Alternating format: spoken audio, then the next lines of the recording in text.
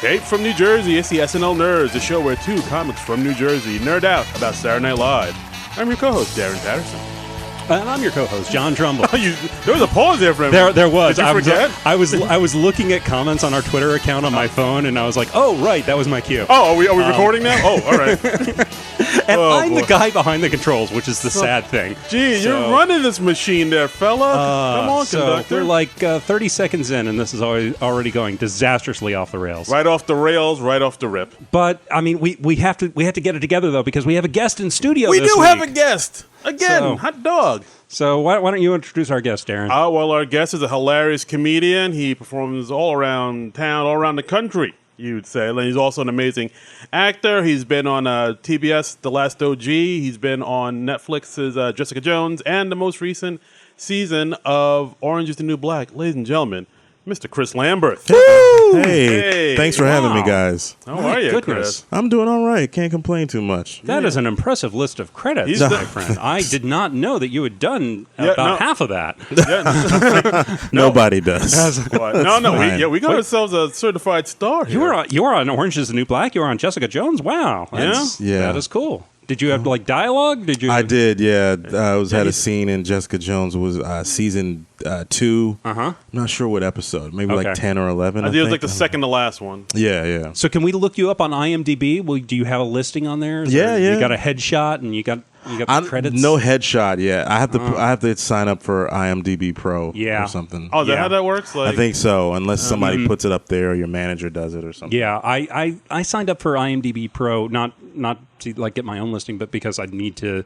Like a lot of people I wanted to contact to interview. Sure. And you can get their managers and their agents' information to reach out to them if you have an IMDb. Oh, that's cool. So I was like, that's a good investment. I didn't know that. So, yeah, I think I have an IMDb page like back when I used to do PA work with films and stuff, but I haven't touched it or looked at it and updated in like years. So if you want to see me, find out my work and like what films I've worked on when I PA'd on film sets, you can look that up on IMDb, people. That is interesting. I think I might have a credit from like some film I did ages ago, like at least a decade ago. Like acting or? Yeah, it was like basically a cameo. I did no dialogue or anything. It was like the main character was having a flashback, and I played her abusive father that she. Oh, raised. wow! So I went to Brooklyn. They filmed me like staring down this young actress for a few hours, and that was it, really. I didn't know that. I didn't know you had like a thespian background. Good sir. Yeah. Well, I did a lot of community theater too, so not to toot my own horn too much. But thank you. There's always the biggest egos I've ever seen is in community theater. 100%. Like I've worked with some people that are like pretty high up there. Yeah. No ego.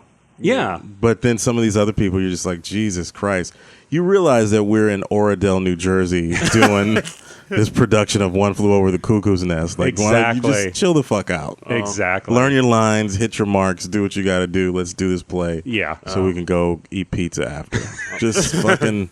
You're not going to be famous off this shit. I could tell some community theater stories. Yeah. I did community theater for quite a while. Yeah. Like a decade or more. And then Yeah, and then I was like, okay, this is still fun, but I can see the day swiftly approaching where it's not going to be fun any longer. So I think I'm going to stop while it's still.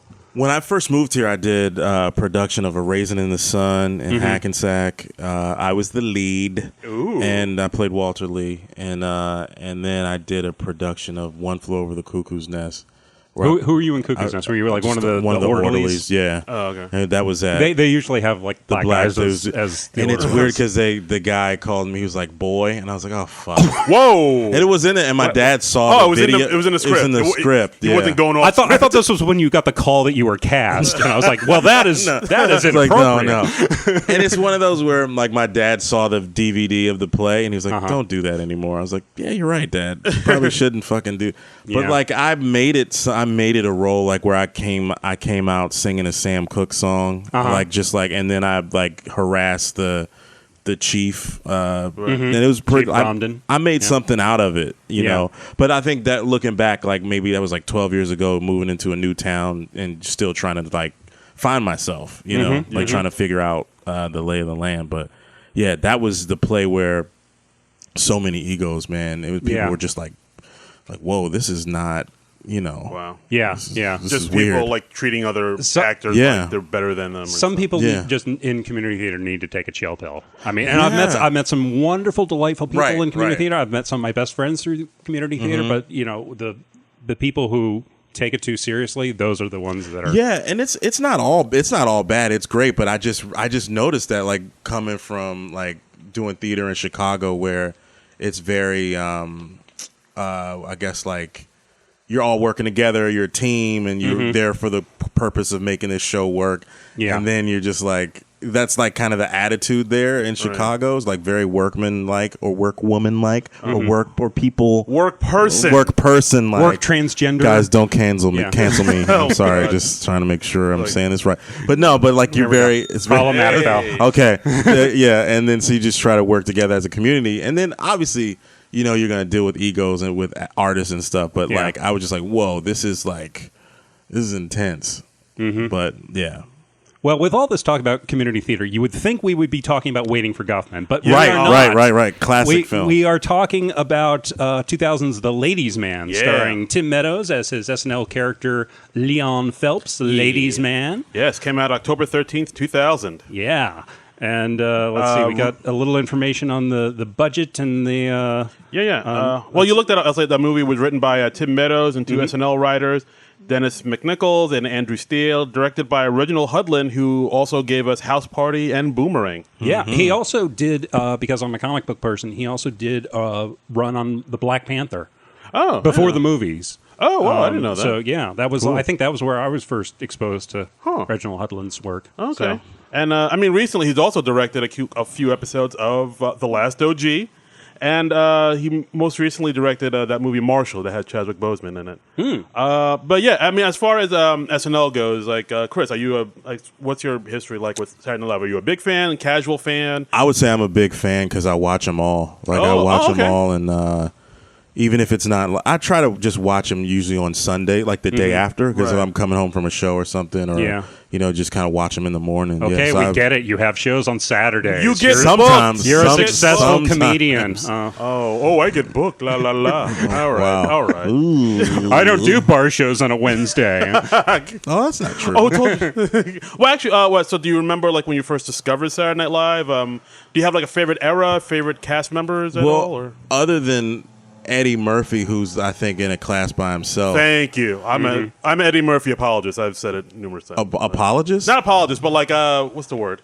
Like where I just Booster. Yeah. Like I just love Eddie Murphy. All his work. I think he's one of the greats. You just kind of put like one of the most talented people that has ever set foot on earth. You know what I mean? Just like, but as far as him, I mean, that White Like Me sketch is just that's great. My God, I had the tape of him, the SNL, like the best of. I think I remember ordering it from Suncoast Video.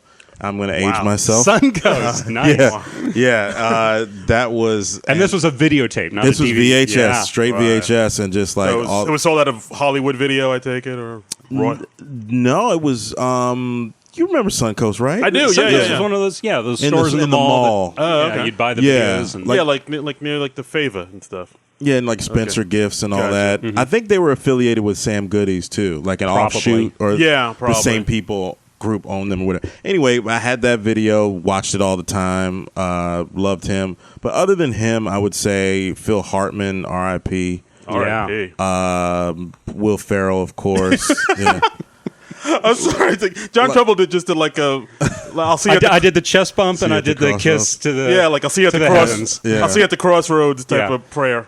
Just one of those like. Do you think about the career? Like I was thinking about him on the way over here. It's just like fuck. Do I want to be involved with a woman that that's in that's in the same field as I am, like where if you have that like jealousy or that rift, like where if you because there's some women in my life now that I hope I don't get canceled. There's some women in my life now. Be ready for the bell. Poised. Where like if you get something. You book a thing and then they don't like your Instagram post, but they like other things. But when they know you get something else, they're kind of like, ugh.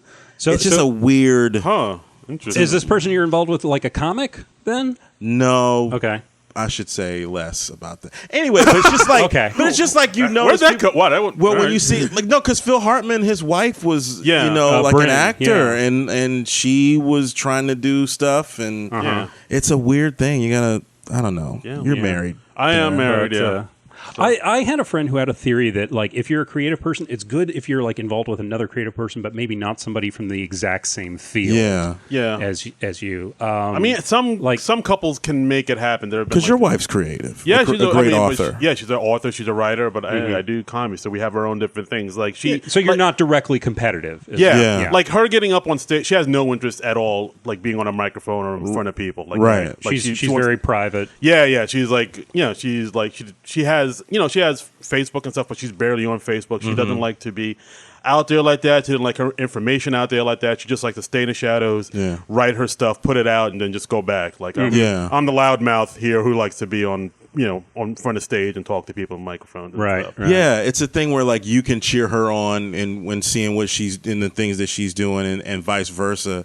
And it just made me think about that because I knew I was doing your show. Sorry to like be a Debbie Downer, but no, it's just fine. trying to be real. Wah, wah. Just trying to be sorry. But no, it made me think about that, like how much of that, just as a fan, like how much we were robbed of like a great talent like that. You know? That's true. And he was just like really good. Just like one of those movies, like a movie like House Guest, like as great as Sinbad was, you don't have his greatness unless he's like matched with Phil Hartman. He has the support. Right. Yeah. So it's just like that's one of those movies that, even though it's not an SNL movie, but it's a cast member that's really great. And sorry to diverge, but okay. Phil Hartman. But have you heard this show? This show could be like Divergence, the podcast. I've listened, but I want to make sure I'm on track. But it could be called Tangents. Yeah, that's fine. But I mean, that is something I've always thought about, like how Phil Hartman's like his film career. I mean, it kind of took off, but he never had like a big film that really. He never had a blew. breakout thing. But I mean, he was also, and it kind of like Tim Meadows in this way. He didn't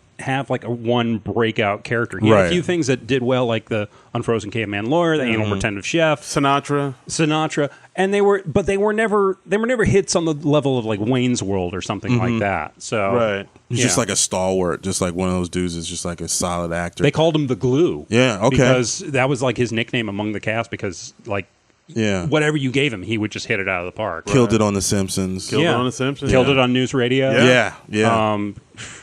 God, I love that show. That show needs to be on streaming somewhere. Yeah, I need to get a hold of it. That show's kind of fallen down the memory hole unfairly. Yeah, I mean, that's a show. Like I remember watching it when it came out, and I really liked it. But it didn't seem like anybody else was really into it, like I was. Like, why is anyone else talking about News Radio? This thing is legit. Yeah, I've told the Dave Foley story here on the podcast. Oh, he met Dave Foley in Hoboken. I met Dave Foley. Oh, nice. Years ago, like maybe within a month after 9/11. Okay. So I ended up having like a real conversation with Dave Foley. Was he cool? He was very cool. He was very nice, very Canadian. You know. Okay. He didn't assume that we knew who he was. He was just like, "Hi, I'm Dave," and we were like, "Yeah, we know who you are." Dave. But it was so Canadian that he didn't automatically assume. He wasn't. I think he did my homie's Three Guys On podcast out in Virginia. I think like years ago, like a long time ago. I believe that he was performing at the Arlington Draft House, and he did a podcast with them. I have to ask about that, but I think he did. Yeah. That's pretty legit. Well, maybe we should talk about let's talk about Ladies Man. Let's talk about Dave Foley. We got the Ladies Man. Yeah. Let me read the back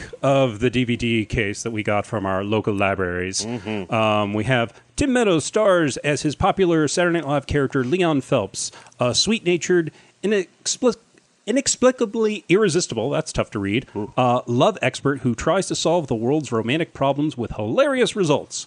When Leon and his lovely producer, Karen Parsons, lose their radio show because of Leon's X-rated on-air comments, he figures things can't get worse.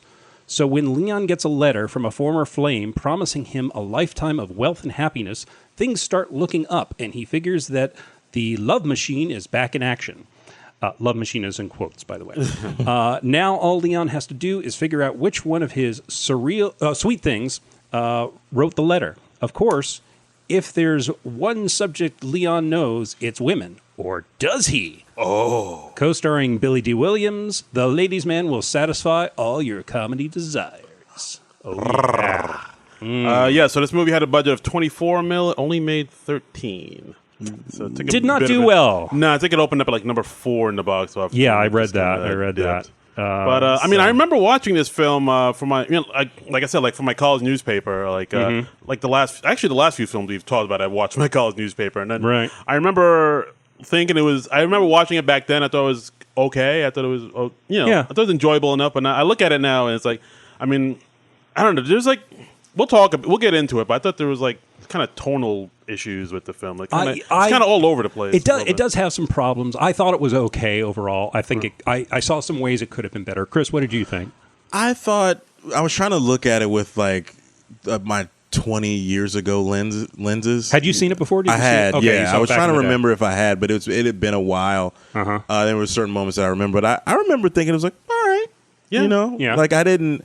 Because I watched it yesterday, and I remember I laughed in certain moments. I thought it didn't take itself too seriously. Yeah. No. And I think I remember listening to you guys talk about what was the episode Natty was on? Superstar. That was last week's episode. How it was like the character.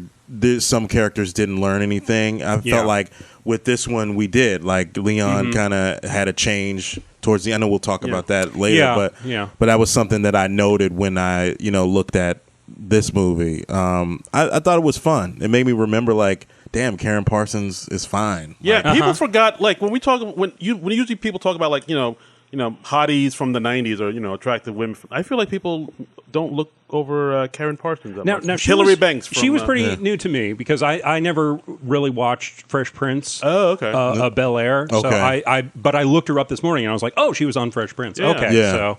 Yeah, and then she was also in one of the House Party movies. So that I guess is how she came really? to be in this movie. Oh. So. I don't know if she had a big part or anything, but I just remember I was like, man, why hasn't she worked? Why hadn't she worked like during that time? But maybe she just wanted to have a family. Yeah, I think she does like children's books now, right? Okay, I believe I could be wrong, but yeah, it seems like she's kind of gotten out of the business. Yeah, but like she was good. She was like a good like leading lady. Like that he's gonna eventually fall for her. Realize that he should be with her. I mean, that within the first 10 minutes of the movie. Much so. Yeah. I like the narration from Billy D. Williams and like how he comes in, like, and when Leon comes in, he's like, "Why are you always talking there?" Yeah, that was a cute bit. Yeah, that was like the one sort of fourth wall breaking bit they did. Right. Yeah. Well, no, they broke the wall again later on in the movie. A couple times. Oh, okay. But we'll talk. Actually, all right. We'll get started. So, all right. Let's go. The movie is set in Chicago. Leon Phelps is. He's like a radio talk show host who talks. It's kind of like Love Lines type of thing where he gives sex advice and relationship advice. But they're all he has a PhD in Tang. In Tang, yeah. He says he's not a doctor. He's just a guy that just slept around with a lot of women. So he's also like a very stuck in the 70s, as you see. Like he has like a huge afro, like Undercover Brother. He dresses like 70s style. He has like a lisp when he talks, like a 70s pimp type of lisp. And I noticed his afro is bigger than it was in the show. Yeah, like they gave him an afro upgrade. Yeah, this movie. Actually, that's something else we should talk about. Like as far as the sketches, afros. Well, we could talk about that forever. But like as far as the SNL sketch in itself, were you guys a fan of it at all, or? Yeah, I liked him. It was all right. Like, did you think it was enough to make a movie, or? The way that they executed, I thought that they did it in the right way. Like, I mean, maybe like you guys can speak on the tonal issues that you had when you get to it, but overall, I was like, all right, it was just it was fine. Yeah, you know what I mean. Like, I don't. It was very pleasant to watch it. You know what I mean? Okay. Yeah. But yeah, I mean, as far as the sketch goes, I always liked it because it's a guy talking about the butt. Yeah. it's like kind of juvenile sophomoric, but it's still. Right. I found it charming enough, and I mean the fact that it's for most of the sketch it's just Tim Meadows talking to the camera, and he's like, and he's talking to people because it's a call-in show. Yeah. So he doesn't have many people to play off of directly. Exactly. I mean, he's just playing off people doing, I guess, voiceover just off stage or somewhere in the studio. Yeah, so it's just him, and like it's just him carrying the whole thing. And for the most part, I think he does pretty well. Like, and sometimes they'd have like a celebrity in. Like I think they had like him and Cameron Diaz when Cameron Diaz hosted. Probably the most famous sketch he did. It had Monica Lewinsky. Monica Lewinsky was which on is the sketch. Not probably within the first year or so after that whole scandal broke with Bill Clinton. Yeah. So, I mean, what are your thoughts on the well, sketch? let me just give Bill Clinton a quick one of those, just to cover the bases here. Yes, sure. What was your question? Were you a fan of the sketch, the Ladies' Man sketch? I did like the sketch. I feel like it's weird. I was trying to look up information on the Ladies' Man sketches to find out how many times they did it on the show and all that. Not a lot of information out there on the internets. What is that about? I don't know. Is it because he's blind? Maybe, I don't know. Giving this a workout. But yeah, stop keeping the black man, in this case specifically Tim Meadows, down. That's right. Stay America. woke, John. Yeah. It seems like he was pleasant enough because it one of the things I watched an interview with Tim Meadows on Seth Meyers where he was talking about the Ladies' Man and how it would adapt to the Me Too era. I watched that this morning. It didn't seem, because just thinking about him, he's not malicious. No. He could be inappropriate, but he's not trying to hurt anybody. Right. He's not a predator. He's a strangely innocent kind of character. Yeah. I mean, his pickup line is like, "Hey, can I buy you a fish sandwich?" Right. I mean, can I buy you a fish sandwich? That's just ridiculous. He's not Pepe Le Pew. He's just a nice guy who just really loves sex. Yeah. And he's not too particular about where he gets that sex. Yeah. Right. So, all right. Yeah. So I mean, let's dive back into the movie. So yeah, he's like he's a talk show radio host, and Karen Parsons plays Julie, his producer. She's like his Robin Quivers, basically. Yes, very much so. The Roz to his Fraser Crane, yes. if you will. Okay. Yes. Oh, you like that? Yeah, I like that a lot. And so he gives out sex advice, and he has a pretty big following. And the show does pretty well, but then he also got a lot of complaints saying he's inappropriate, and he says wildly lewd things. And this movie also gives him an origin story where he's that came out of nowhere as a baby on the steps of the Playboy Mansion. Yes, and he's raised by Hugh Hefner, and he's actually credited in. It's not Hugh Hefner playing himself; it's an actor playing Hugh Hefner, but he was actually credited in the credits as Hugh Hefner. So I'm assuming they got clearances from Playboy? I guess so. There was one line in the movie that, when the narrator talks about it, kind of struck me, where he's saying, this wonderful man, he had all these beautiful things, but the one thing he didn't have was a son. And, And then I looked it up, and it's like, Hugh Hefner does have a son. He has two sons. Yeah, there's who I think are running Playboy now. Yeah, I was like, is Hugh Hefner's kids okay with that line? Well, I think they mean he didn't have any sons yet. All right. Because I think his sons. I haven't looked up when his sons were born, but I'm assuming it was sometime in the 90s because I think they're still fairly young. Oh, all right. Oh, so, okay. So maybe. All right. So maybe that works. But and then as Leon Phelps, he grows up, he sleeps with Hugh Hefner's girlfriend, and he gets thrown out of the Playboy Mansion. Right. So and then he just becomes this kind of vagabond who just sleeps with tons of women, and now he has a radio show in Chicago. That's right. Right. That's so right. then after the show, then they go to their local bar called Lester's Lounge, and it's run by this guy named Lester, played by Billy D. Williams. The great Billy D. Williams. Great Billy D. Williams. Which, quite a coup. Yeah, I know. Movie. Billy D. Apparently in the script, I watched some of the behind-the-scenes stuff on the DVD. They were saying in the script he was like, the Lester was described as a Billy D. Williams type character. And they got him. And then they were like, well, could we actually get Billy D. Williams? And they sent the script to him, and Billy D. was like, I think I got this. Yeah, and there's also some local barflies that hang out there. There's one guy, Scrap Iron, played by John Witherspoon, and Cindy, played by... I have her name. Jill Talley, who now does voices for SpongeBob SquarePants. She's actually married to Tom Kenny, the voice of SpongeBob. Oh, really? And I had a feeling when I was looking at these characters that I was like, okay, these have to be... Well, I know who John Witherspoon is, of course, but I was like, this other person, she has to be one of Tim Meadows' Second City buddies from back in the day, because she's doing such a character, and I didn't think those characters quite worked for me because they were so big and broad. Yeah, I see what you felt mean. like they were taken away from the Ladies' Man somewhat. Really? I see what you mean. They were kind of... it bugged me a bit. A little bit, but they weren't in it so much that it took away. They were just a little bit. All right. So then the movie goes on. Julie and Leon are talking about their show, and then this beautiful woman comes in, and then of course Leon makes the moves on her, and asks her to buy her a fish sandwich, and then says, I'd like to take a bite out of your butt. Sure, as you do, as you do, and he manages to whisk this woman away and have coitus with the lady. But meanwhile, I find that the woman's married, and her husband comes home, and her husband's played by Lee Evans. Who you probably remember from There's Something About Mary. Yes. Yeah. I love her, man. Yeah. He's that guy. Yeah, it seemed like for a while they're trying to make, because like I know he's a big star in the UK. It seemed like for a while they're trying to make. Is he? I didn't know that. I think in the UK he's a big deal. But like, Okay. I remember like him being in this movie and Fifth Element, and like it seemed like they were trying to make him pop in the US. I didn't even know he was in Fifth Element. I didn't know that. Wow. I just I'm pretty remember sure Mary. Yeah, okay. Yeah. I'm pretty sure he's in the Fifth Element. He was in like Mouse Hunt with Nathan Lane. It seemed like they're trying to make him pop in the U.S. for like a little bit because he was in like, all these movies in like the late 90s and 2000s. Right, but he never quite broke through. Yeah. He doesn't have his own thing. Exactly. All right, so He's just chasing Tim Meadows around for sleeping with his wife. Yeah, exactly. So it's like once he comes in, he sees his, he doesn't catch them in bed because like Tim Meadows is at the door, buck ass nude.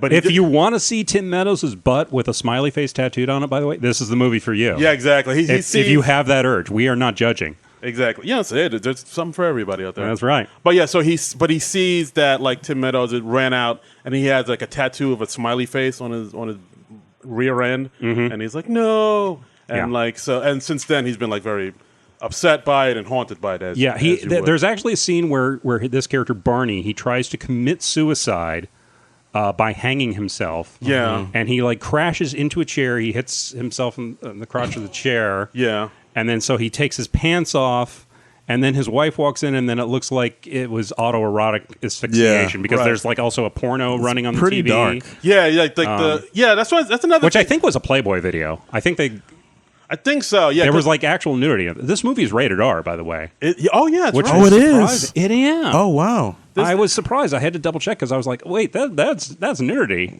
Yeah, they don't show those in PG-13 movies anymore. Yeah, I guess so. Because there's not too much cursing in this movie, but it's all like a lot of sexual innuendo. I guess we earned it the R.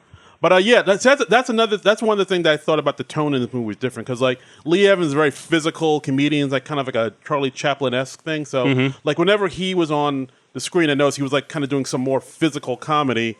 And like I don't know, it seemed like he was acting in a different movie a little bit because like I don't know. We'll talk about it later, but like it seemed like the tone of the movie was off. So anyway, Leon Phelps he escapes and then he goes back to work the next day, and of course his boss Eugene Levy, the great Eugene Levy. Eugene Levy's in this thing. Eugene Levs. Yeah, the caterpillar eyebrows. Yeah. And he's like he's Mr. Kent, Bucky Kent. I think he's like the station manager. Yeah. And he's never liked Leon, but can't fire him because he's too popular. Yeah, and plus like the higher ups really like him. Yeah, and, the like, station owner. The station owner likes him. And he's like, I don't know what she sees in him. Yeah. And like Julie gives like a knowing smile. It's like, oh, Leon probably boned. Yeah. her. And so Bucky says, well, I got the go ahead to say like if he says one more inappropriate thing, I can fire him. If I get another FCC complaint about Leon. Yeah, because he goes over the owner's head and goes to FCC. Right. So of course, Leon goes into this beautiful poem that it actually sounds very sweet, but then it, of course ends with do it in the butt. Because the butt is a very popular thing with him. So of course after he says that he gets fired for saying doing in the butt. Right. So and of course they throw him out, and then of course Julie and then they go back to his. Leon gets upset and he gets drunk, and so Julie takes him back to his houseboat. His houseboat. His personal sanctuary. Yeah. So. And like he has a waterbed in his houseboat. Right. Motion of the ocean. Right. I liked his remote control. Oh yeah, he had like a remote control, like shaped like a woman's body. Yeah. And torso with no head, no arms, no legs. Right. Right. Sexy. And there are two buttons that are like the nipples on the woman's breasts, and Right. Exactly. And this is when you like really become aware. Oh, there's going to be a romantic subplot with the producer because she's very bemused by this. She's putting like Leon is drunk because he's all distraught over them getting fired. Right. And she's putting away, and she's like, "Oh, that's so cute." And right. Like they make it clear that they never they are just friends. Actually, there's actually another flashback about how they met, which I don't. It was weird. Like they go back to the bar, Lester's bar or Lester's Lounge, and it shows like years ago, Julie came in wearing a wedding dress, showing that she got stood up at the altar. Right. And Leon proceeds to like kind of tell her jokes and make her laugh and kind of flirt with her, but not really. But like, she makes he makes her laugh, and like they build a friendship. And she's in radio, so that's how he gets the radio show in the first place. Yes, exactly. So, but yeah, you can tell like there's definitely like flirtation, like they're friends. There's this will they won't they vibe about it. Right. And so the next day, then they go off looking for work because he got fired, and they go to another radio station head up by Chris Kattan. Not Chris Kattan, Chris Parnell. Parnell. I wrote Kattan. You wrote Kattan. All right, my mistake. I apologize. apologize. Kattan on the brain from Night at the Roxbury. Yeah. What are your thoughts on him as an SNL cast Chris member? Parnell? Yeah. Underrated. Yeah. I always thought Chris Parnell was fine. He never really blew me away, but he did some great things. I mean, the video he did with Andy Samberg, Lazy Sunday. I mean, that's undeniable. Is it almost like he was on the show and he's a good cast member, but then when he gets on 30 Rock, it's just like, what the fuck? Oh, Dr. Spaceman. Yeah. It seems like that's when he kind of came a little more out of his shell, just being like a fucking weirdo. Yeah. In a good way. He's good. I'm usually happy to see Chris Parnell pop up in things. I'm happy to see Tim Meadows pop up in things. Yeah. I think Tim Meadows was underrated. Yeah. I think that both of those guys were kind of victims of circumstance. Because like when Tim Meadows was on, he was just kind of getting overshadowed by Sandler and I don't know whoever else was like. Well, also he was on like the same time Tracy Morgan was on. That too. So yeah, he was like there from like 91 to 2000. And you can't have more than one black person break at the same time. No, you can't. I don't there are union rules against that. I don't see how that's possible. I don't even see how Darren and I are on this podcast at the same time. I actually should leave. We had a real problem with scheduling. I mean, I'm not happy with it, but I'm just rolling with it. Wow. I see your true colors. Jeepers. This is awkward. But yeah, I mean, as far as Chris Parnell goes, I think when he was on, he was again like he was kind of getting overshadowed by Will Ferrell and but like for the most part, I thought he was like a great character. He he rarely broke. He did his work, went in, good, reliable, and you need those utility players. Yeah, I always love seeing him every time I see him on TV on a show or something. Just like the last time I saw him, he was on Grownish. It was really fun. Yeah. I mean, I know he does like a ton of voiceover work now, like Archer and whatnot. Grownish is like the spinoff of Blackish. Yeah, right? it's on Freeform, formerly ABC Family. Right. Okay, good show actually. Yeah, and then there's another spinoff of Grownish, Mixed-ish, which is coming out this fall. Yeah, a lot of issues. And Tim Meadows is on a show now where he's like playing a principal, right? It's a spinoff of something. A spinoff of the Goldbergs. Yes, Schooled. No, I don't know the name of it. So. It's like but it's like a spinoff of the Goldbergs, where it's like it takes place in the 90s. Okay, but I forget what it's called. I think it might be Schooled. One of my friends writes on that show. Might be. Oh, really? Let's see. Oh, tight. All right, but so then they go to Chris Parnell. Schooled. Yep, Schooled. Yeah, it just premiered this year. Okay, he plays Principal Glasscott. You got to pronounce that very. Yeah, I'm sure that's a joke that comes up. It probably is. Glasscott with two T's. Gotcha. Apparently. All right. So then they go on a job search. They go to different radio stations. They give Chris Parnell their demo tape, and they play it, and it's like it's all him advising people to do it in the butt. Yeah, doggy style. Yeah, and she keeps trying to fast forward through the inappropriate parts. Yeah, and like every time he stops, it's like, oh, I'm sorry. So doggy style, back to doggy style. It's just constant talking about doggy style. Right. And then they go to another radio station looking for a job, and this one is headed up by Mark McKinney. Okay. This movie is like the third movie we've talked about that has both Mark McKinney in it. Third movie that's had Will Ferrell in it, and the third movie that has Tim Meadows in it. They put their friends in. You put your friends in shit. Yeah, we see a lot of SNL alums pop up in these SNL movies. Yeah, very much so. And this is, I think, at least the third week in a row we've seen Mark McKinney. Yeah, in one of these movies, he pops up. Yeah, so then you're talking to Mark McKinney about being on his radio station, and he looks over his resume. It's like, all right, according to your resume, it seems like you're interested in debit, and he's like, oh no, that's the butt. The butt, the butt. And he's like, well, we have a slot we'd like you to fill in. And he's like, I'm very experienced at filling in slots. Get it? I filled a slot just this morning. And he gets a job on this radio station, which is a Christian religious radio station. Plot twist. There you go. And of course, he interviews a nun. It's so you a nun? So how long have you been, nunning it up? Mm-hmm. And So, like, the nun talks about, missionary. She has a new missionary position in Bangkok. He starts sweating. He starts sweating. That was a funny scene. Yeah, it was funny. It was probably one of the funniest scenes. Well, we can argue about that. Because he's trying hard to stay appropriate, and she just keeps giving him all these straight lines, like, "Oh, I've assumed the missionary position for many years. I enjoy the missionary position. I'm going to Bangkok to assume a missionary position. All right. So then he gets fired from that. So again, they're out of a job. So then the next day, then after that, he's like, I'll think of something. Then he goes, has sex with another woman. And so the next day. As you do. That's how you think clearly. Right. So then the next day, he gets a letter from his mailman, played by Kevin McDonald. From the Kids in the Hall. Kids in the Hall. He's just in it for a bit. And he gets a letter from this woman that's just signed Sweet Thing. Right. And it's a woman he's had sex with in a laundromat. And he says, like, I haven't forgotten about you. I still want to be with you. Like, I'm very well off. So let's meet up and let me provide for you. Yeah, let me provide for you. Like, so he's basically now a gigolo. Yeah. And he says, oh, this sounds great. I'll just be with this woman and she'll provide for me and we'll just bang and that's cool. By the way, when he shows this letter to his producer, what's her name?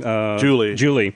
And she's reading from the letter, and there's like this big continuity error. I don't know if you noticed, but they have a close-up of the letter. And Julie, the letter says that they show on screen says, I've never forgotten. But Julie in her dialogue says, I still remember. Oh. And this was like automatically noticeable to me. When I didn't notice that. I was... I mean, and it's like very easily readable handwriting. I also, just to backtrack a little bit, I like the part where he was sifting through his mail. Yeah. He's like, light bill, whenever he's just like throwing his shit away. Boat bill. Yeah. That was cute. I do that sometimes. Yeah. Well, join the It's club. like, I'll open this in 3 days. I know whatever's inside this letter, I'm not going to like. I'll wait till I get that email saying, yo, where my money at? Yeah. So he gets this letter saying, oh, great, I could be with this woman, but it's signed Sweet Thing, and he doesn't know who it is because he's slept with many women, and he calls all women Sweet Thing. So for part of the movie, he's just trying to find out who this woman is. Right. So another part of the movie, which if you've watched the trailer, you probably know who the woman is. Yeah. Oh, yeah. It's kind of a given. Oh, and I like that diner scene. That's when they're in the diner, right? And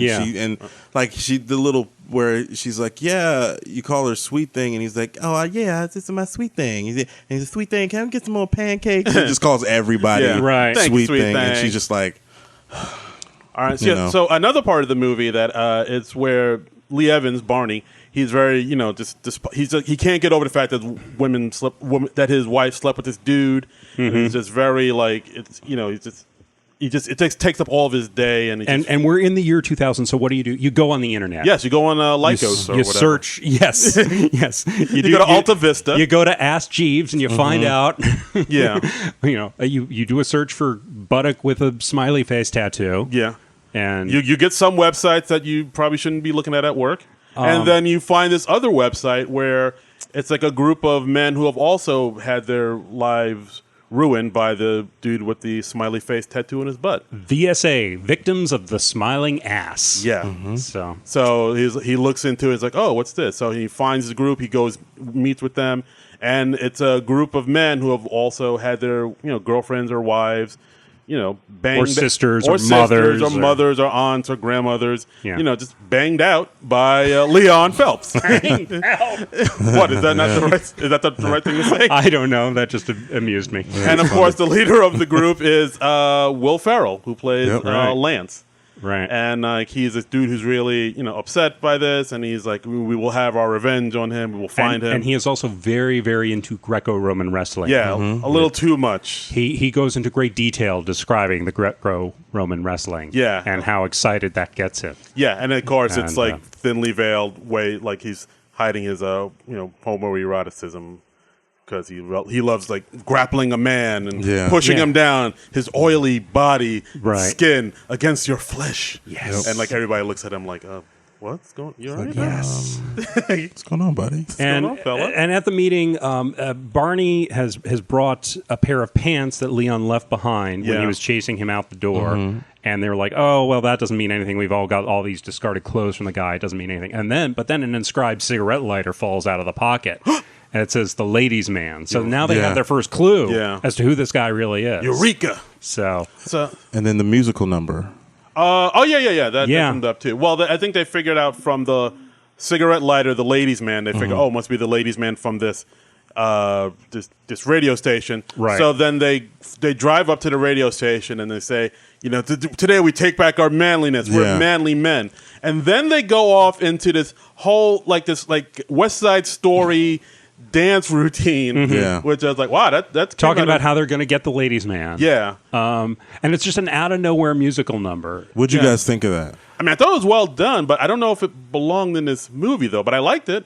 I thought it was okay. I thought this was a place where the low budget kind of hurt them because it has just a little over a dozen guys. There are 14 guys, and I think for it to really work, you needed to be more over the top with it. You needed to get a few dozen guys in there and have a big production number, I don't know, what's the movie?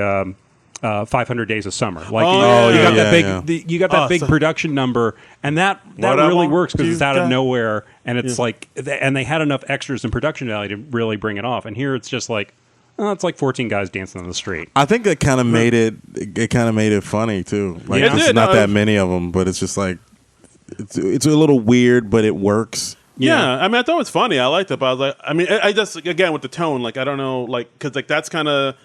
That's this big dance number comes out of nowhere, but then there are some points in the movie where they're trying to play very sweet and sincere, especially with Leon and Leon and Julie. But then there are some parts where it's Lee Evans is doing his physical thing. So I'm I don't know, but I did like the dance number quite a bit. But then so it's them doing this big Broadway style dance number up to up to the radio station. Then of course. Bucky Kent, Eugene Levy says, "Oh yeah, I fired him a week ago." Right, but they learn his name and they figure out what he looks like. Yeah, he gives him his government and everything. Right. Yeah. But here's this picture. Here's where he hangs out. Go get him. Right. Yeah. Oh, and at the same time, he has a bunch of letters for people saying that they want the ladies' man back. Right. But he's whatever. So there's a fan base crying out for him, and meanwhile we got Leon. He's trying to track down who this sweet thing is. So he's going back to all his old conquests to try and figure out who may have written this letter. He interrupts one woman in the middle of her wedding. Oh yeah, and then he hits on the bridesmaid once it's not her. Yeah, which was cute. Yeah. And he advises the groom. He's like, oh, she likes this. She likes when you smack her in the butt. Yeah, you should do that. He talks to Tamala Jones, I believe, at one point. Yeah, actress Tamala Jones. And there's one scene where it's wait, hold on. Okay. So that scene with her, so she kicks him out. Yeah, and then he goes to look in his black book, and then it's in the same building. Yeah, across the hall. It's across the hall. That That's was fucking cute. funny. Yeah. That was cute. That was cute. I like the concept of him just. Yeah. He's slept with every woman in that building. That was hey, what's the? Yeah. and then there's another weird kind of out of nowhere cameo. Yeah. One of our Twitter followers actually said this is a really random cameo. And sure enough it was. And suddenly he's just talking to Julianne Moore. Yeah. I looked that up, and that's after she got nominated for Boogie Nights, didn't she? I think so. In 97, 98. Yeah, that was sometime in the 90s. So it was 90s. She didn't have to do that. Yeah. But she did. Yeah, that was pretty cool. Yeah. Yeah. I don't know how that came about. I wonder. I know she was on one of the, maybe when she hosted SNL, she was definitely in one of the sketches. I still remember it. And talking about Leon's Wang or something. But I guess she just figured, I'll just do this. It's like a day. It's pretty fun. Yeah. And she's in a dressing room. She's in a makeup chair, and you see costumes all around. And you're like, oh, she's like a showgirl. She's some type of performer. And then she goes behind one of those changing screens to change, and then she comes out and she's in full clown makeup. Yeah, she's a clown. She is a clown, like a kid's birthday party clown, a Ringling Brothers circus type clown. Bloopy, I believe her name. Yes, and she is unrecognizable in the clown white makeup. Yeah, part of me thought it was a different person altogether. I was like, did they just put it in? I don't know. I mean, who knows? But and she wants to have sex while she's dressed up as a clown, and this is so creepy that even Leon is a little taken aback. But he eventually does it. Still does it. Because she humps on her, and she humps on him, and is like, oh, all right. Yeah. Let's do it. And he bangs out a clown. Bang it out. Bang it out. So anyway, where else are we up to? Oh, so another thing that happened back at Lester's Lounge, because Karen was saying, well, not Karen, Julie was saying, played by Karen Parsons. Right. She was saying, well, since we can't find a job, maybe I can talk to my ex, the guy that left me at the altar, because he has hookups and he can hook us up. He was like a manager at a radio station, I think she said. Yeah, exactly. Yeah. I mean, and that man was played by Rocky Carroll, who played Cyrus, was the guy's name was, and he was on Rock, and he's done. I've seen him in a lot of stuff. Papa Mayhem. Yeah. Another underrated show. Rock was so God, dope. yeah. But I think he does he's on Criminal Minds or SVU or something like that. But so anyway, so she brings Cyrus to Lester's Lounge, and Lester's, of course, he's very dismissive. He's like the jerk of the movie. Was like, right. this is like some dive bar. Because if it's somebody in a movie that you used to be engaged to, they have to be a horrible person. Yeah. That's movie rules. It's never like, they're a decent person. It just didn't work out. Always like cartoonishly evil. Yeah, you're always like, what did you ever see in this person? Yeah. But, so anyway, of course he dismisses them both and is like, I'm not helping you guys out. And he insults Julie. Leon stands, defends her honor, and it looks like they're about to get into a fight, but they end up having like a kind of like a eat off type of thing. Because I think Cyrus says, no, I'm from the hood, I'm from the streets, I'll mess you up, and I think Leon says, well, if you're really from the streets, why don't you eat a pig's feet or something? He eats pickled pig's feet, pickled eggs, and prairie oysters. It's all the bar food. I didn't even know that was a thing. I've never even heard of prairie oysters. Neither have I. I've heard of prairie oysters. I meant to look up what they were, and I'll see if I can find it quickly.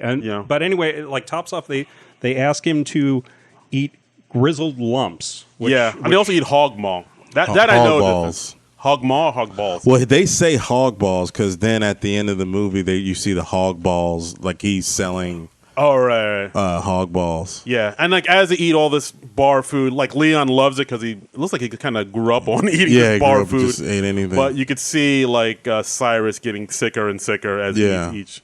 But then they go into eating something called grizzled lumps. Mm-hmm. Yeah. And which we find out is human shit. Yeah. Yeah. It is excrement. Where did he get that?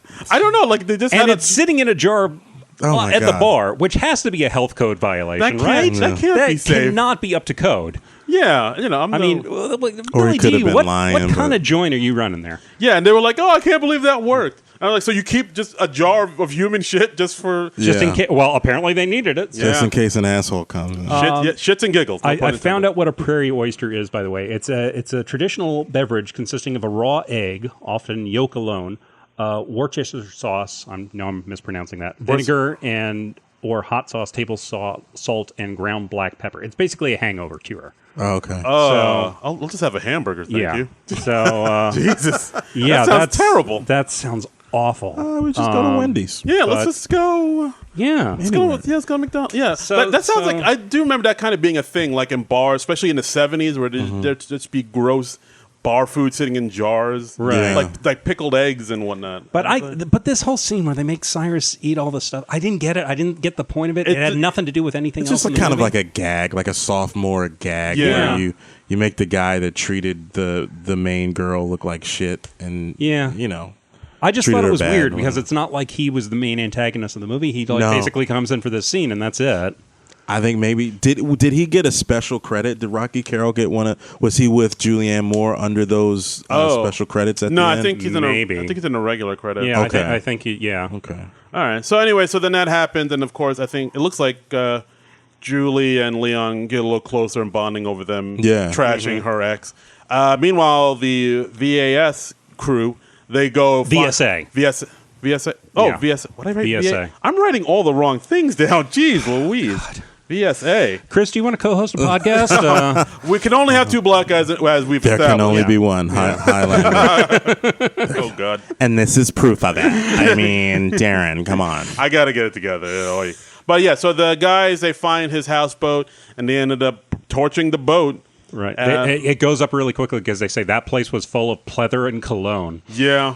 Apparently, leather is flammable. And I like how like the continuation of the musical bit where they get there and then he's not there. Like we're gonna whatever the song is, and we're gonna get the ladies, man. Yeah, I'm gonna kill that stupid bastard. Yeah, and I did like they cut away from them, like when they were going up to the radio station. They cut away from them for a bit, and then they just cut to elevator doors opening, and they've just done their big finish. Oh, jazz hands. They're all doing the jazz hands. Yeah. I did like that. Yeah, I like that stupid, awkward, weird shit sometimes. Yeah, no, it's great. It was the random bits were fun. So they escape the flaming wreckage of the houseboat, but they get Leon's little black book. Right. Mm-hmm. So that's their next clue in their quest. Right. So.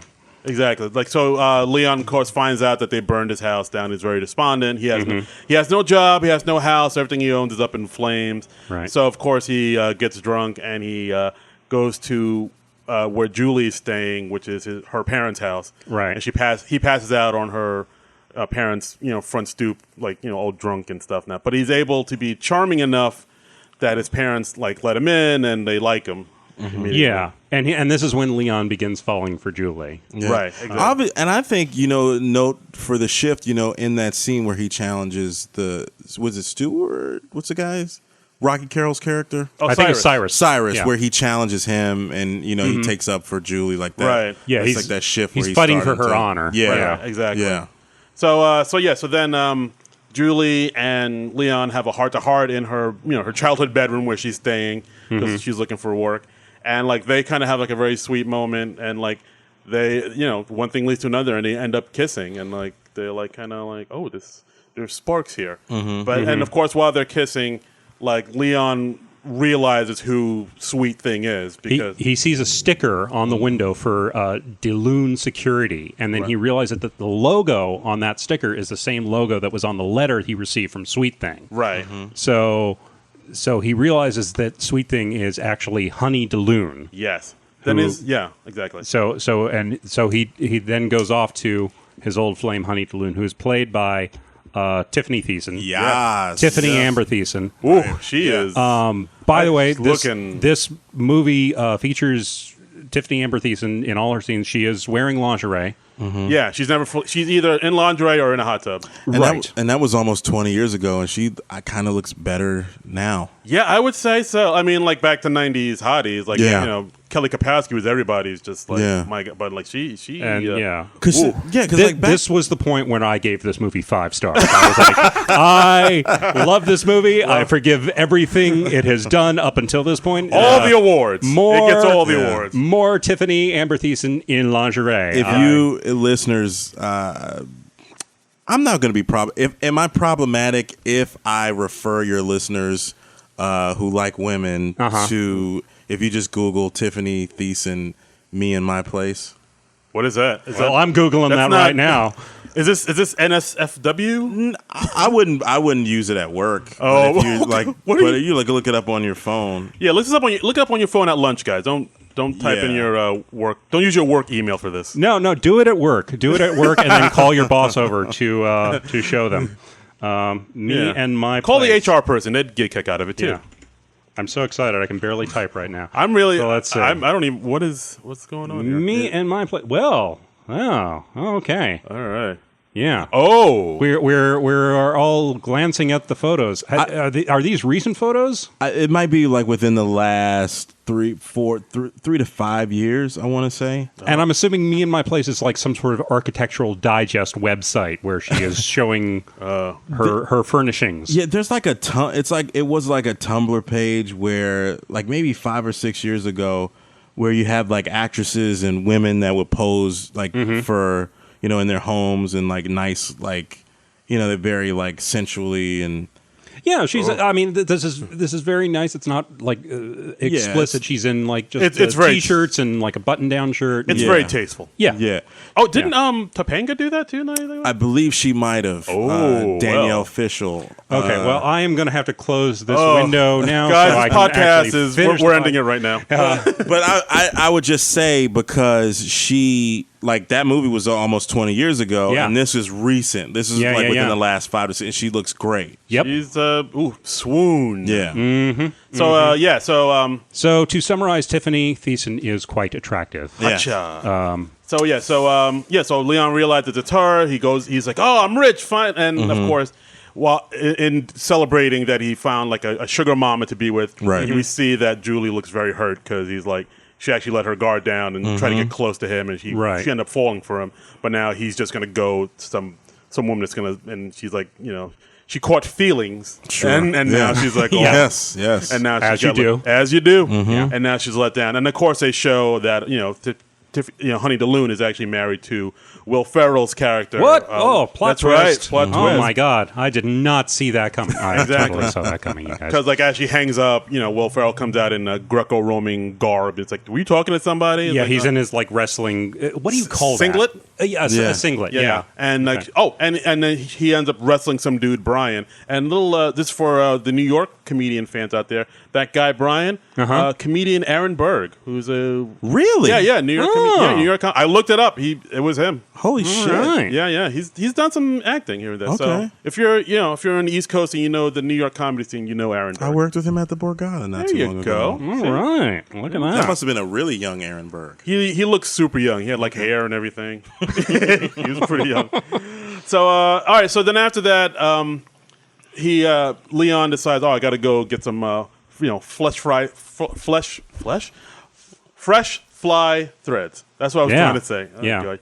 And he goes. There's this scene where he gets dressed in this this store that sells just 70s clothes. Right. And this his man Aloysius, who runs the place, played by Reginald Hudlin, the director. A little directorial cameo there. Exactly, and he has like this kind of montage scene of him just trying on outfits and stuff. And it's like, it's weird. He picks up an outfit and he goes to the bar, and he's like, oh yeah, you like my new suit? It's custom made, $100. Yeah. And it's just Because him. he's classy. Yeah, and so it's just him talking and bragging about how he found his sugar mama and like he's good to go. And of course, Julie overhears this and she's upset. She punches him in the face, and she just ends up drinking and stuff. And it doesn't really, because she's got it bad for Leon now. Yeah, And Leon is still oblivious. Like the Usher song. exactly. Oh, you got it bad. Oh yeah. So Leon goes to Honey's place, and of course, she immediately wants the sex, As you do. as you do. Leon comes with plastic flowers and a box of Mexican wine. Yeah. As you do. Yeah. And They're plastic, but they smell real. they smell real. And of course, she goes to town, but he finds out he can't do it. He can't please her because he realizes, oh wait, I see Julie in my mind. Well, no, Yeah. he physically he can. Physically because he he has no problems with his wang. The wang works. But he has an attack of conscience. Yeah. And And he realizes he actually loves Julie, so he doesn't do it. And of course, I think that's when the guys from Victims of the Smiling Ass come to the house. Right. And Will Ferrell is in the wrestling singlet. Or well, no, sniglet? I think he's just dressed normal. Oh yeah, he But he- changes into it. Yeah, but and he- starts oiling up. Yeah, because like they And- go to his house to plan the next move, trying to find the ladies' man, and they go in, and of course they find him. They find Leon butt naked with Honey DeLune, and Right. and of course they Tiffany Amber Thiessen in Tiffany lingerie. Amber- once in- again, in lingerie. I just want to keep making this point. Oh boy, that I was not ready. She for is that. quite attractive, you guys. That sexy lingerie. So of course the guys get upset, and of course Will Ferrell's character challenges him to a Greco-Roman wrestling. To fight for her on. So if you've ever wanted to see an oiled up Will Ferrell Yes. in wrestling gear, this again is the Yeah. movie for you. This This has is it. something for everyone. Yeah. It has Tim Meadows' butt, it has Tiffany Amber Thiessen in lingerie, Yeah. and it has an oiled up Will Ferrell. What more do you need, people? That's it. Ladies. What more do There you you go. need? Yeah. So like they all go out to Will Ferrell's front lawn. Of course, Will Ferrell's all oiled up. He offers Tim Meadows, Leon Phelps some oil. He's like, Right. nah, I'm good. Right. Nah, I'm good. That's cool. Yeah. And of course, everybody, so you should really take the oil. It hurts when you don't have the oil. It's like, nah, right. I'm cool. Yeah. And of course, Will Lance has this big speech like, "Oh, this is a new day. This is we take back our manliness." Like, "You're going down, Leon Phelps." And of course, he attacks him, and of course, Leon Phelps immediately just knees him in the balls, and like punches him in the face. Yeah, and it's like, "That's not wrestling. What are you doing? Ow!" And just Leon just fights dirty, and he just all right. So I'm just gonna go. I'm just gonna walk away from all this. And he gives a speech to make Will Ferrell realize that he is actually gay. Yeah, very much so. Well, he there's this big speech where he says like, "Oh, you're all upset with me because I have sex with your wife," but then what did you take care of your wives? What were you not providing? Yeah. Exactly. Yeah. What if you provided for them? Just pointing the finger. Like, if you provided for them, I wouldn't have banged them. Right. Which I guess in a weird way is true, but and amazingly, this turns all the guys around. Yeah. After that, everybody's like, they're. I wouldn't say they're cool with him sleeping with other women, but they at least don't mind as much. He Jedi mind tricked them. Yeah, it's very cuckoldy. Yeah. In a way, it's like cuckoldy. It's cuckoldian, I guess you could say. But of course, Barney's still upset. It's like, no, we said we're going to capture this guy and cut his balls off, and he pulls out a gun and he's swings the gun around and says, "Let's cut his balls off." And and they're carrying around like a pair of bolt cutters for a lot of this movie because they want to cut his balls off. Damn. I kind of forgotten that, mercifully. But, that was rough. And even some of the other VSA members are like weirded out. They're like, whoa, we want to get this guy. We don't want to cut his balls off. That's but of course, like I said, Leon talks to them, and they all are kind of cool with him at the end, and like, I guess you're right. Maybe the problem was me. Maybe I need to be more attentive to my ladies. And he also makes a big speech about how much he loves Julie, how he's made this realization. Right, and at that point, that's where Julie and everybody from Lester's bars goes to the house too, because before this, the guys from the VSA were looking for Leon at his haunt, the bar, and then not Lester, Billy D. Williams. He realizes that. Yeah, he realizes that. Oh, this guy was the same guy that's married to Honey. So Leon's in a lot of trouble. We gotta go help him out. Right. Because Lance gave him his business card, so that's how they have the address. Right. So then they all go to the bar. See, it all checks out. It all ties together. Yeah. This is like a Swiss watch of screenwriting right here. All the logistics work out. So then they go, and of course Leon professes his love for Julie, and she hears it, and he's like, "Oh, I love you too." And then they fall in love. Yeah, and everything works out. All the guys just kind of walk away and go to attend to their and we women. have an epilogue that's like a year later. Leon's married to Julie. They have a little baby. Yeah, which I thought was weird. It kind of goes against the ladies. I guess not. I guess maybe ladies. No, he's settled down. He's settled down. He's gotten all that out of his system because he found the one true. Oh yeah, it's one true love, man. Yeah, one true love. Yeah, and he got his job back at the radio station. And they go somehow. national. Yeah, and they go national. It becomes like a big hit. Yeah, no, I think they went to a news station. I don't think he was at... Were they at the old station? Or was it seemed like it was the old one. I don't know. I don't know. I'm not sure. I'm not 100% sure. I don't think I'm going to go back and check. I was thinking it was a news station, but he's got a job. That's important. The show is national now, so it's very successful and it's a happy ending. Yeah, now he's a spokesperson for hog balls, as you we mentioned earlier. Yes, because you they see need a supermarket display with Leon giving a thumbs up. They good. Yeah, and then that's it. Everything works out, and that's the ladies, man. 11% on Rotten Tomatoes. I think that was a little bit of harsh. That's too harsh. That is harsh. The audience score on Rotten Tomatoes is 42%, though. So even that's a little harsh. It was. I thought this movie was perfectly fine. There were some bits I liked more in concept than in execution. I feel like the romance between Leon and Julie could have been like more developed. I don't know. I mean, for a comedy. I fucked with it. I liked it. I liked their chemistry together. I mean, me being a fan of Karen Parsons, you kind of would want to see her do a little bit more. But within the world of that film, she is the girl, and he's the one that's really got to make that change, and you kind of see that happening. So I was fine with that relationship. Yeah. See, now maybe. Yeah, maybe it didn't work for me because I didn't know her from Fresh Prince of Bel-Air, so I'm coming to her more or less cold. So so she was new to me, and I felt like her character was kind of underdeveloped. We didn't find out a whole lot about, we see her childhood home, but we don't really discover anything about her character. And I mean, well, they do the background thing where like she got left at the altar. That's a little bit. Yeah. I just wish we knew like a little more about her personality, about her traits, and why she and Leon are such a good couple. I felt like we were just supposed to assume that and not. I think, well, I mean, you could always go with more development, but I mean, for what they gave us, it worked for me. It was just like, I mean, it's almost like a trope, like the guy that's like, I'm this type of guy, and I'm blah blah blah. And she's like the girl next door. Yeah. I just looked at the time. This is 84 minutes. Yeah, pretty short movie. Pretty short. So yeah. I mean, it's good to keep the comedy short, but right. I know what you mean, though. I understand. Yeah, and I also felt like Leon's arc could have been like a little stronger. I wanted to see him come to more of a realization and maybe sacrifice something more to kind of have him be in the shit a little more. Like really, really, instead of just being drunk. I mean, I felt like he didn't make quite enough of a change. Like he was more saying, like, oh, I love Julie and you should listen to your ladies and stuff. But I didn't feel like we ever saw him sacrifice something for her. I could agree with that. Yeah, I guess I think that might have been good. I think that might have been a little stronger. Yeah, I can see what you mean by that. He went through the change, but he didn't really.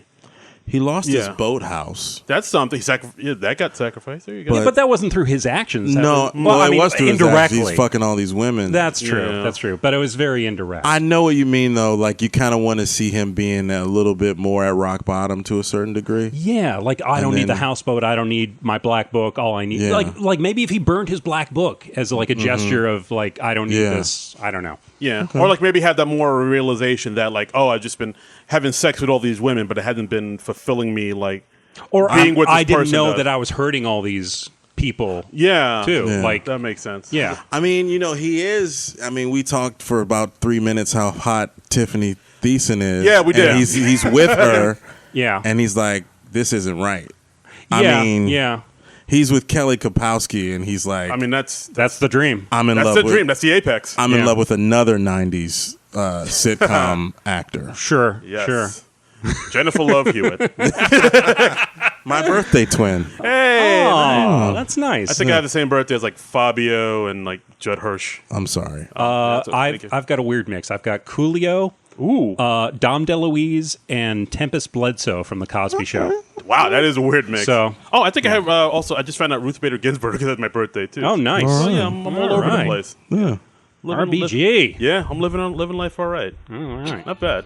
All right, so that's the movie. I think it's. I mean, as far as it goes, as for the other SNL movies seen, it's definitely not one of the worst. I think. It's not. No, it's definitely better than it's Pat. A lot of things. I are better enjoyed than it Pat. a lot more than Superstar. Right.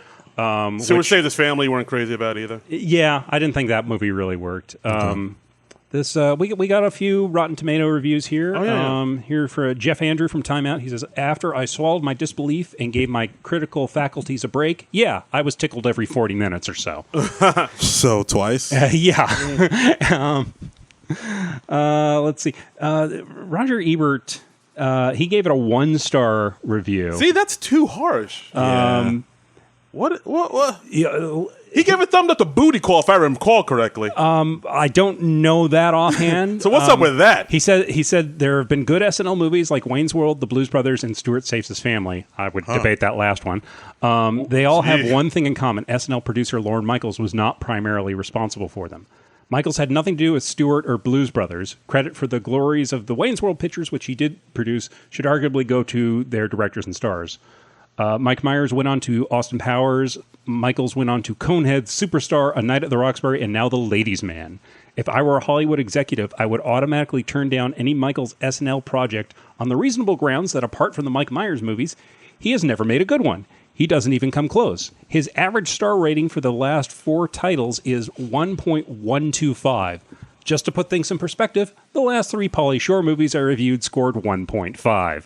Jeepers. So, Roger Ebert, not a fan. Apparently not. Why? He's not a fan. Salty. And he was one of those dudes that kind of gave people the benefit of the doubt where he wasn't, to a certain degree, he wasn't I'm a critic and this is beneath me. This type of film. He could like stuff. I mean, Roger Ebert. He wrote Beyond the Valley of the Dolls. Yeah. What's up with that?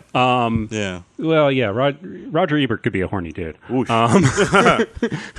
thought he liked it for Tiffany Amber Thiessen alone. I'm surprised he didn't give the movie another star just for her. I think it deserved another star just for her. This has been a Tiffany Amber Thiessen. This is going to be a Tiffany Amber Thiessen podcast. Appreciation. I am there for it. I am there for it. Then Melrose. Was she in Melrose Place? I was going to make it. She was on 90210. She went on to 90210 after Saved by the Bell came to an end. Wow, you're well versed in her. I know more about this than I probably should. I'm going to be quiet and just give myself one of those. But yeah, as far as movie goes, I think it's. I thought it was all right. Though it's pretty fine. Yeah, I enjoyed it. This was acceptable. It didn't feel like a chore to watch it. You know? I think if I went to the theater and paid for a ticket for this, I might be more upset about it. But when it's something you just come across and watch a little on TV or something, it's fine. Yeah, and also, I mean, as far as characters go, I remember hearing that he was going to get a movie. Then, I realized, oh wait, Tim Meadows didn't come out with this character till late into his tenure in SNL. Yeah, it was weird. Years. Because Tim Meadows was on SNL for a long time. He was on for 10 seasons from 91 to 2000. Yeah, but he didn't come with this character 97. I was like, wow, did you just come with this with this guy? I liked his. Oh, go ahead. Oh well, I read a little about the origins of it. He talked about this a little on Seth Meyers' show too. Okay. I don't know if you. I don't think I saw that part. But apparently, he used to do this voice on the phone to delivery people and stuff, just to amuse his wife. And he would actually also call into shows using this voice. Nice. He would not identify himself as Leon Phelps. He had some other name which I didn't write down. Rudiger, I think it was. Yeah, it was Rudiger. That was it. And people are like, that's an interesting name, Rudiger. Yeah, and he's doing this on his. He was like, Adam Sandler and those guys, they're making movies during the SNL hiatus. I'm calling into TV shows with the ladies' man voice. Yeah, hilarious. I'm going full jerky boys during Funny. during my downtime. But yeah, I was very happy when Tim Meadows finally got a recurring character that broke a little bit on the show. I liked his Lionel Osborne perspectives. Oh yeah, the show. I guess that was that's another character he had. It never really took off. Yeah. That's fantastic. Yeah, the show would come on at 4:44 in the morning. Right, and it was very dry, and he didn't know anything about the guest. He had Chris Rock on. His character was talking about the Million Man March. Right. He's like, so how many people were there? How many? It's like 1 million, man. Whatever. It's funny. And it was also watch perspective. It was also it had that subtext of how a lot of black programming is marginalized, because it's on in the middle of the night. It's on 4:45 in the morning or something, some weird time like that. Yeah. Very much so. But it's another character. I totally forgot about it until you mentioned it. Yeah, he was an underrated guy, but he was always a good guy on the show, and I find him very likable. Great on Mean Girls. Yeah, he's terrific in Mean Girls. My buddy Rick Younger is playing the principal character that he played on Broadway. Oh, in the musical? Yeah, in the musical. Oh, nice. Musical's really great. Do they keep the cast on him? He does not have the cast. No, he doesn't have the cast. But I was going to see it because my buddy's in it. He's a fellow comic and everything. Right. And, just to see him. And I really enjoyed the movie, too. But I wasn't expected to be. I was blown away by that musical. Wow. It's really fun. Those kids are fucking athletes jumping around all over the place singing and shit. All right. Because whenever I hear a Broadway show is being adapted from a movie or some property, I'm always like, really? It's SpongeBob SquarePants, the Broadway show, or Beetlejuice, the Broadway. I'm like, come on. Because they always want to use a known property and have that built-in audience. Because they know the money's going to be coming. Exactly. I get crabby old man. Why don't you just come up with an original idea and have an original Broadway show Hamilton or something? Why do they have to have this theme park ride, the Broadway show? Sure, But I did hear a lot of good things about Mean Girls. It's really good and whatnot. Yeah. So I was like, all right. Yeah. But Tim Meadows, I think we all agree, underrated. He was a solid dude. He rarely broke, from what I remember, and he was always just in there doing his thing. And Yeah. Our hats off to you, Mr. Meadows. I would like to see like one of Tim Meadows' other projects be a big enough hit that he could come back and host the show. I think that would be a lot of fun. I think so. Yeah. I mean, he pops up here and there, like Dewey Cox and Pop Star. Walk Hard is fucking incredible, and funny and Tim Meadows is hilarious. Maybe we'll talk about that this summer. Yeah, we got to talk about Walk Hard at some point. All right. I will make that happen. All right, done. Oh, by the way, we have a little bit of trivia from the show's IMDb page. So are we ready? Let's do it. Are we ready to dive into the trivia? Do we have time? This is going to be a lot? We'll do our best. We will fit this in because this is too interesting not to include. Okay. First bit of trivia. This movie was based on the Saturday Night Live skit of the same name. Yes. Is that True or false? That is. okay. Undeniably, You're done? Yeah, that is the first one. And here's the second bit of trivia on IMDb. David Wells appeared in a scene, but it was deleted. The baseball player? The baseball Pitcher? player? That's what I'm saying. From the Yankees? Yes, apparently so. All right. Okay. Yeah. Is it on a deleted scene? Is that... No. I don't know how this person found out about this deleted scene. Paramount didn't really put much on their DVDs back then. They did not. There's a little behind the scenes cast interviews on this where the people are like talking about their characters and but no, there is not a lot of information about this movie out there. All right. We may become the preeminent source on the Ladies Man movie. Oh, we're going to get a boost in listenership today. And they filmed it in Canada too, right? Yeah. Because you'd assume because Aaron Berg was on it and he's Canadian. Oh, yeah. Not just because he was in it, but I just looked that up. I just happened to look in that the up Roger to see Ebert it. review, he says he plays a radio talk show host in Chicago, and then parentheses, i.e. Toronto with CTA buses. Yep. So, I mean, because Ebert was from Chicago, so of course.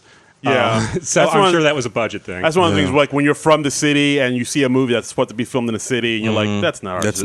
That's not our city. That's a few location shots, and then it's Toronto or Vancouver. Yeah. And, That's what they did back then. They still do it. Yeah, they still do to It's this day. just cheaper. Yeah. It is what it is. Yeah. You just send second unit to the city. You get some shots of the Sears Tower or whatever. Or It's like, call it Chicago. Yep. Yeah. All right. And that's our podcast, guys. Thanks for... Let's see. Did we want to talk about some of the feedback that we got on Twitter about the? About the last episode. About our last episode. Yes. Yeah. The Superstar episode. It was Superstar. Very controversial, apparently. Yeah. You listened to this one, I did. right, Yeah. Chris? Yeah. You said okay. What did you think of the episode? Let's hear it from you. Yeah. I thought you guys trashed it. We did. Yeah. I think deservedly so. Like, in my defense, I didn't hate it as much as you and Natty hated it. You guys win it. You guys went in. We went at it hard. murked that. I do remember seeing it recently. I saw it recently, and I think the gag was that they were like 30, like they're old as fuck playing these high schoolers. And I'm not opposed to that gag because I loved it in Wet Hot American Summer, where everybody's like 25 or 30 and they're playing like 15 or 16. But it just didn't work for me in Superstar. Yeah, I don't know. I was just like, if I'd liked the movie surrounding it. But we had one. Maybe you should read this one. Okay. This response we got. Sure. So we had this one from our listener, Bacon Awesome Love, at Bacon Awesome Love on Twitter. I never yelled bullshit alone in my car before listening to this episode. Napoleon Dynamite was trying too hard? What? That movie was hilarious, unique, and still quotable to this day. I say nah to you, sir. And that's by Melanie Jasmine, aka my sister. Yeah, I'm gonna make your sister mad again. I'm gonna say I like Nacho Libre a little better. Oh wow, Napoleon. Wow, yeah, that's not. I you know what? I might be with you on that. Nacho Libre. Underrated. I haven't seen Nacho Libre in so long. I remember. I don't even remember what we said about Napoleon Dynamite. First of all, I think it was. I think we just mentioned it in passing. Yeah, because I think I mentioned that like Mary Catherine Gallagher was Napoleon-esque, and then that sent somebody off on a tangent. Maybe we compared the talent show to the ending of Napoleon Dynamite. Possibly, or something. Yeah, that too. Jared Hess, the director. Yes, he did. Yeah. He did Nacho Libre and Napoleon. I think I saw Napoleon Dynamite at the wrong time personally because it had. Like by the time I saw it had been built up by people I knew for weeks or possibly months. because I don't think I saw it until it like was on home video or something. Right. I mean, that's and a then weird I watched thing. it and I was just like, oh, is this all? Yeah, it was a And- weird thing with that movie because like it's like this very small indie movie with people no one heard of in it, Right. directed by someone no one heard of, Right. but it managed to be like this huge, like mainstream hit. It Right. broke out, yeah. It did. It was, and like everybody was talking like Napoleon Dynamite, saying like "God," and Yeah. of course everybody was wearing "Vote for Pedro" t-shirts. It was a Right. weird thing. Like this little small indie movie became Yeah. like this. Like MTV was like singing its praises. It became like a huge mainstream hit. There are things Now, I like about Napoleon Dynamite, but I don't love it the way Now, most people in that country around do. this time, I was more into Ron Burgundy. than Yeah. Napoleon People were doing Dynamite. that. People said, hello, my lady. And I said, Yeah. Anchorman, that was- Anchorman, I Anchorman think was- is wonderful, and I think we should cover Anchorman. At some Oh, Maybe you guys we'll- haven't done that? What's have is it not. SNL we have not. alum, but Yeah. not the. No, well, I think what we're going to do is because we're at the end. We're nearly at the end of official SNL spin-off movies. I think Okay. we are going to expand it out to movies that SNL alum have done. "Oh, cool! So, I have many leather-bound books." so I that love is that movie. it smells of rich mahogany. I'm sorry. I'm going to say something. Throw it out there. If you like it, you keep it. If not, you can throw it right back. Yeah, I want to be on you. You have a magnificent hiney. I want to be on you. Wait, So no. close. I want to be friends with it. I want to be on you. Oh. Maybe we should do Anchorman. I loved that movie. I remember. That's a classic. Another one. Like, Yeah. dudes were just quoting that thing Yes. left and right. I mean, because Yes. I think Anchorman definitely qualifies because it's Will Ferrell. It was co-written and directed by Adam McKay, who used to be the head writer at SNL. Right. It has David Koechner in it. It has Paul Rudd, who's a frequent host. in Steve it. Carell. Steve Carell, the great Steve Carell. yeah, maybe we'll put out a poll to the listener and say, what movie should we do after we do a movie for next week? MacGruber. We Maybe. could do that. We could do that. You Put it out have to the do people. Anchorman. Oh, You well, have to do it. All right. yeah, I think.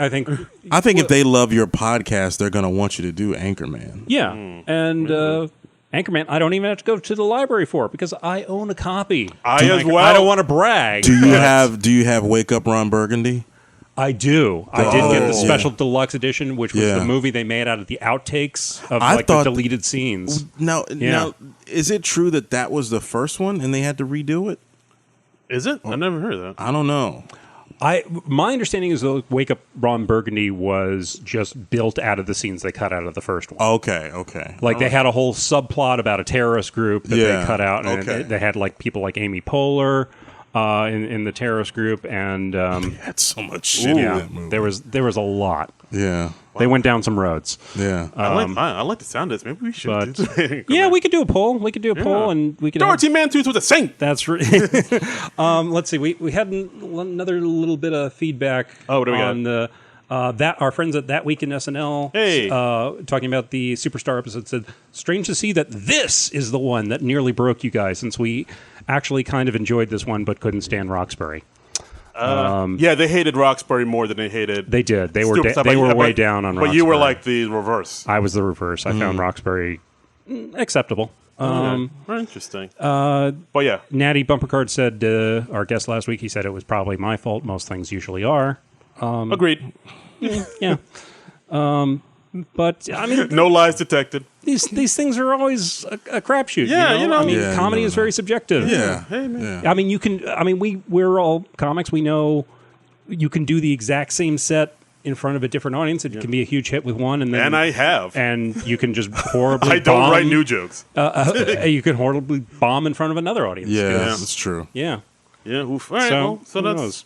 that's it. But, So that's our podcast. So, But yeah. but Chris, tell us about you. Where can we Yeah. find you if people enjoyed hearing Sure. from you? Where can they listen? Yeah, I too have a podcast called The Ooh. Mundane Festival. You can find it wherever you listen to podcasts, iTunes, Apple Podcasts, Stitcher, Spotify, Podbean.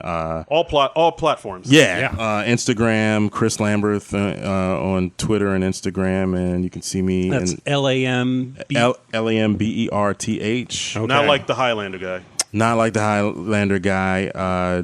Final season of Orange is the New Black, and season 2 of Mindhunter on Netflix. Nice. Coming, Oh, out, you're on coming Mi- out in a couple weeks, August 16th. Oh, I didn't know that. Yeah. Damn, wow, you're in the Netflix family, brother. Netflix has paid a lot of bills for me. Chill. That so is far. awesome. Yeah. That is Nice. we will be sure to check you out on that. Yeah. Well So- done, sir. And if you want to follow me, I'm on Instagram and Twitter at Darren Credible, DARIN Credible. I got a few shows coming up this month. You got the Decomposition Podcast Decomposition, yes, Decomposition Podcast Live. There's in Old Canal Inn in Nutley, New Jersey on the 9th, August 9th. Yeah. The podcast I was on, I've been on it 3 times, where we talk about like a song that's a guilty pleasure, and we kind of break it down verse by verse, and we talk about the people that made the song and all that stuff. So I'm going to do a set. They're going to have a live show where I'm going to do a set, and then we're going to talk about one song that's like a guilty pleasure. I don't know what song they chose. It's going to be like Are they going to surprise you at the show? I think it's going to be a surprise, yeah. Ooh. So you give them a couple songs that you like that, and then they come at you with either one of them? Yeah. Well, basically, the podcast is done by these 2 people, Brad and Katie. They live in Bloomfield. Okay. And, close to my home. What's the address? 594. No.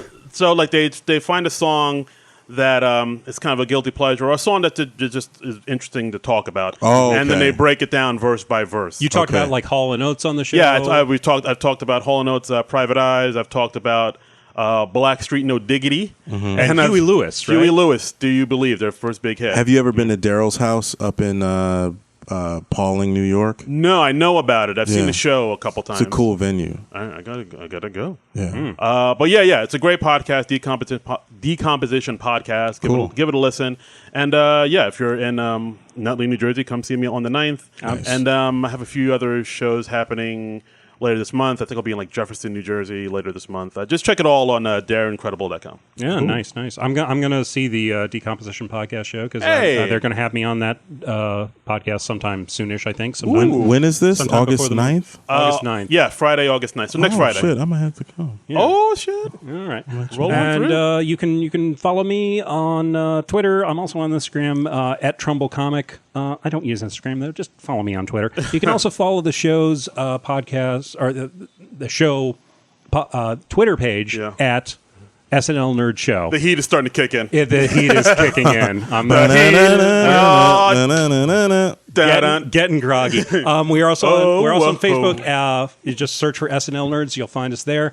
We post fun things on both of those. Yeah. And you can go to Non-Productive.com. Check out the other shows on the Non-Productive Network and also contribute to our Patreon there. Yeah, we got other shows at Non-Productive. There's the Honeymooners podcast. There's we have a new podcast called Side Adventures, which is an actual play D&D podcast. So that just started up. Yeah, just started. Give that a listen. Donate to our Patreon. Donate to us. Give us some money, please. Kick us a little money. You can hear the fun conversation we had on mic before we officially started recording this episode. So it's worth $1. Yeah, we talk all about technical podcast stuff. Yeah. So, oh wow. Yeah. So that's going to get released over there. It could be. Yeah. Okay, I don't think I said anything. We didn't say anything real heinous. No, we didn't trash anybody. Yeah. Frank one time decided to open up an episode with us just babbling. And, I like that. So, I don't mind that. So, I like that. I mean, not that we don't babble during the regular podcast. Sure. I know what you mean, like the preamble and all that good stuff. But anyway, all right. So that is it for this week. Next week, we're going to be back. We're going to be covering the last movie on our summer movie marathon list, MacGruber. Great film. Oh. Yeah. So I haven't seen it all the way through. I'm looking forward to seeing the whole thing. I've seen bits and pieces, and I hear good things. I can't wait. I hear good things. Good things. All right. Well, that's it for this week. We will see you next Monday. Bye. Later, guys.